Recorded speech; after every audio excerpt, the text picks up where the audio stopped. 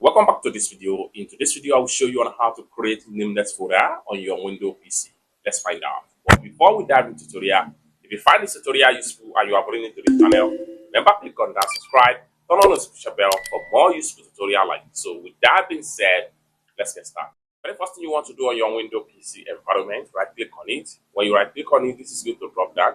Next thing you need to do is to simply head over to new, then from new, go to folder right here. Then it's going to create a new folder. But instead of you writing names inside the folder, what you need to do is to simply right click.